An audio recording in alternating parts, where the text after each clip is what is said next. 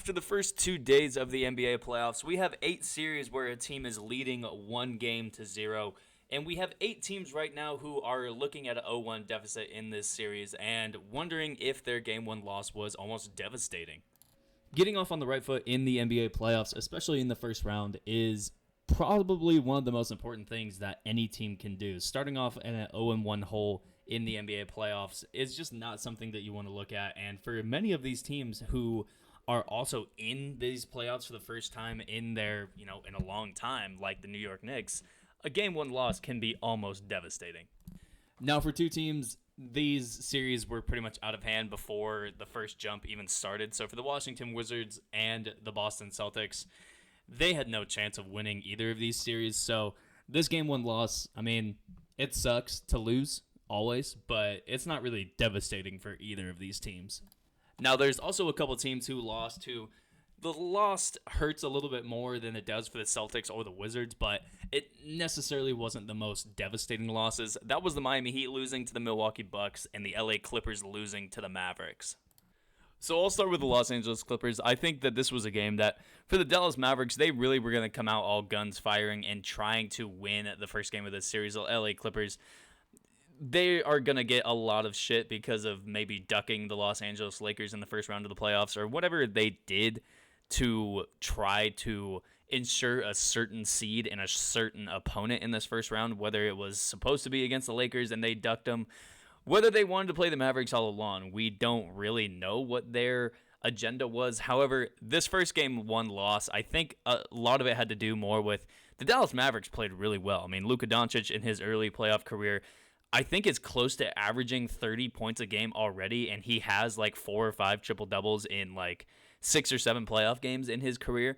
So a lot of it has to do really with the Mavericks and how well they played, but also this loss does hurt for the Clippers, and it does, have them staring at an 0-1 hole that I know they did not want to be looking at.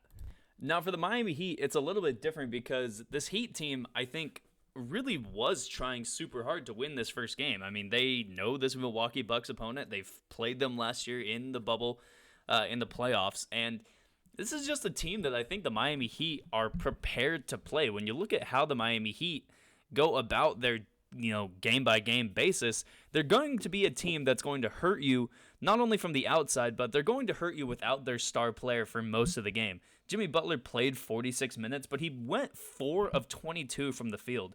And the Miami Heat still put up 107 points and were a competitive team throughout this whole entire game. A lot of it has to do with Duncan Robinson hitting 7 threes. A lot of it has to do with Trevor Ariza grabbing 12 rebounds. A lot of it has to do with the fact that Bam Adebayo, even though he did not play well in terms of a scoring standpoint, he still was a very solid player with 3 steals, 12 rebounds, and 5 assists throughout the game. They had a lot of guys like Goran Dragic, Tyler Hero, and Kendrick Nunn who played incredibly well in that game 1 loss. But Jimmy Butler went 4 of 22. Jimmy Butler only had 17 points. Jimmy Butler was a -8 in the plus-minus. So it's not a devastating loss for this Miami Heat because I think you could look at it and say, well, shoot, we had our 2 star players between Bam and Jimmy only put up 26 points on, 8 of 37 shooting, and we only lost by 2 points. Now, the other flip side is that you don't know if Duncan Robinson is going to hit 7 of 13 threes in the next game. You don't know if Kendrick Nunn and Goran Dragic are each going to be, 7 of 16 from the three-point line. You just don't know all of these things going into each game. But what you do know is Jimmy Butler played terrible in that game 1 loss, and they still only lost by 2 points. So not a devastating loss for Miami, but definitely one that stings a little bit more than usual. Now, this next tier of devastating losses is really close to being devastating, but just not really. There's one particular reason as to why the loss is not devastating for the team, and that's the Utah Jazz losing to the Grizzlies, and it's the Denver Nuggets losing to the Portland Trail Blazers. For the Utah Jazz, it literally just has to do with the fact that they didn't play with Donovan Mitchell last night. They did not play, obviously, up to what they're fully capable of. Mike Conley dropped 22 and 11, but Rudy Gobert fouled out. He was not really an effective piece for the team unless you're solely looking at defense and rebounding. Bojan Bogdanovic, literally the offense through that last, I think, 6.5 minutes became Bojan Bogdanovic just taking spot up threes with somebody in his face, and it worked. Jordan Clarkson was 5 of 16. Mike Conley was 6 of 18. They just didn't have somebody like Donovan Mitchell to take the ball late in the game, late in the shot clock, late in the game clock, and just put the team on his back. Bojan Bogdanovic and Mike Conley did all that they could, but they're just not the two guys that you're going to be looking at this Jazz team or on this roster to take you to a win. And because of that, they lost. Now, for the Denver Nuggets, it's not that they weren't playing without a star player that they're expecting to get back later. It's because they're without Jamal Murray for the rest of the year. Denver Nuggets, I've been on the record saying that I think the Portland Trail Blazers are going to win this series. I just don't see how, scoring-wise, this Denver Nuggets team can really keep up with the Portland Trail Blazers. And because of that, with Nikola Jokic being an MVP candidate, I think a lot of that has to go into what I'm saying about this being close to a devastating loss for the Nuggets because, if the Nuggets, God forbid they get swept in this series, I don't think that'll happen, but if they get swept or if they lose in 5 games, a lot of people are going to give Nikola Jokic a lot of shit for that, even though he's really not going to deserve it. He didn't injure Jamal Murray's knee. He's not Mike Malone, one of the worst head coaches in the NBA, in my opinion. He's probably one of, if not the best player in the NBA. So, a lot of unfair criticism is going to come on Nikola Jokic if they end up losing this series, but it's still a little bit devastating to lose that first game on. You're at home. You're playing in Denver with that high altitude that should be hard for opponents to play in, and they got blitzed. They really just got killed on their own home court, and that is probably more devastating than anything. Next up, the last two teams whose loss is completely devastating, not only to this series, but to their possible chances of making a deep playoff run, are the Lakers losing to the Phoenix Suns and the New York Knicks losing to the Atlanta Hawks. So for me, coming into this game and into this series, my thought was, Atlanta just has every single one of these guys, besides Clint Capella, besides Danilo Gallinari, and besides Lou Williams, every single one of these guys is new to the playoffs. Bogdan Bogdanovic was with the Kings last year. He had never been to the playoffs. Trae Young had never been to the playoffs. Kevin Huerter had never been to the playoffs. DeAndre Hunter, never been to the playoffs. John Collins, never been to the playoffs. A lot of these guys are main integral pieces of this team, never been to the playoffs. And while that's the same kind of thing for the New York Knicks, they at least had somebody like Tom Thibodeau coaching them, who defensively, I thought they were going to shut down this Atlanta Hawks team just because of the fact that Trae Young, he's an outside shooter, and if you play the right defense on him, maybe you can limit him. Maybe you can keep him away from scoring 32 points on your dome on your home court.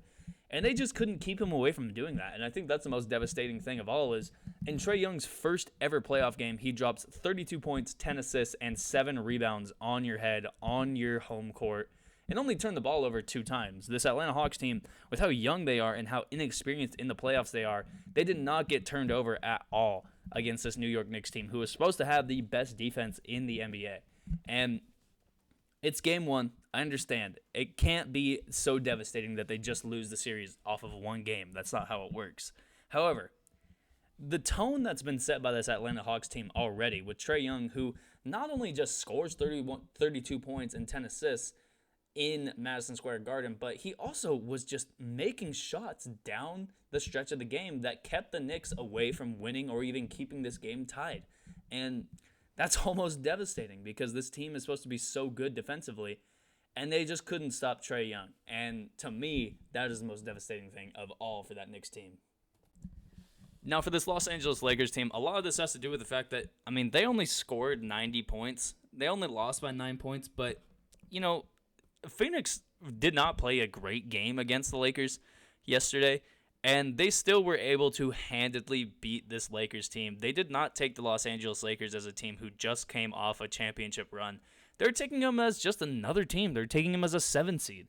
And that's how the Lakers should be treated right now, is just some little stupid 7 seed who possibly could get swept in the first round. Now, I don't think LeBron James is going to get swept in the first round. He's at least going to win 1 or 2 games, but just based off the performance of not only LeBron James yesterday, but the entire Los Angeles Lakers team, they just didn't seem they seemed passive. They didn't seem aggressive. And, a lot of that has to do with the fact that LeBron James only shot 13 times. He only shot 13 times. He had 10 assists, he had 7 rebounds, 3 steals. Cool. He only shot 13 times. And you can't do that if you're LeBron. You have to shoot. I want him to shoot 30-plus times.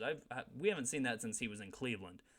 I want him to just take the ball and say, no, nobody's getting it back.